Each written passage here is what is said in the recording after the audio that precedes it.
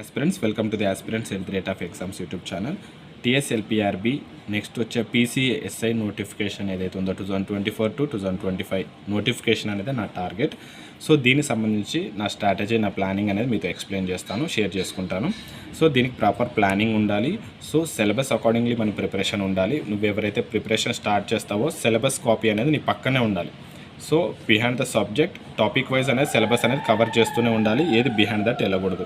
తర్వాత నోటిఫికేషన్ ఎప్పుడు వస్తుందంటే, ఇప్పుడైతే ప్రజెంట్ అయితే మనకు నెక్స్ట్ ఎలక్షన్స్ ఉన్నాయి కాబట్టి 2 months ఎలక్షన్ కోడ్ అయితే స్టార్ట్ అవుతుంది నెక్స్ట్ వీక్లో.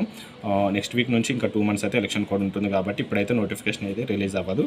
సో ఆఫ్టర్ దట్ మళ్ళీ మనకు వేకెన్సీలు తీసుకోవాలి, ఫైనాన్షియల్ అప్రూవల్ తీసుకోవాలి, తర్వాత రోస్టర్ ప్రాసెస్ ఇవన్నీ తెలిసిందే కాబట్టి ఇవన్నీ టైం పడుతుంది, ఇంకా 3-4 months. So mostly July or August అనేది నోటిఫికేషన్ అనేది వచ్చే ఛాన్సెస్ మ్యాక్సిమం ఉన్నాయి.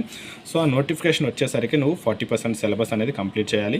ఆ 40% నోటిఫికేషన్ కంప్లీట్ చేయగానే, నోటిఫికేషన్ వచ్చే టైంకి 40% సిలబస్ కంప్లీట్ చేయగానే నెక్స్ట్ నీకు 2.5 months నుంచి 3 months ఉంటుంది నీకు రిటర్న్ టెస్ట్కి, ప్రిలిమినరీ రిటర్న్ టెస్ట్కి. అప్పటికల్లా మళ్ళీ నువ్వు 20% సిలబస్ అనేది కంప్లీట్ చేయాలి. రిటర్న్ టెస్ట్ నుంచి ఈవెంట్స్కి వచ్చేసరికి 20% సిలబస్ కూడా కంప్లీట్ చేయాలన్నమాట ఇంకా 2 monthsలో. తర్వాత ఈవెంట్స్ నుంచి ఫైనల్ ఎగ్జామ్కి బ్యాలెన్స్ 20% ఆఫ్ సిలబస్ని కంప్లీట్ చేయాలి విత్ రివిజన్ అనమాట. ఇది టఫ్ కొద్ది మనకు, ఎందుకంటే నోటిఫికేషన్ వచ్చినప్పుడు నేను స్టార్ట్ చేస్తాను అనుకున్నప్పుడు నువ్వేమవుతావు అంటే ఈ 40% ఆఫ్ సిలబస్ని నువ్వు మిస్ అవుతావు.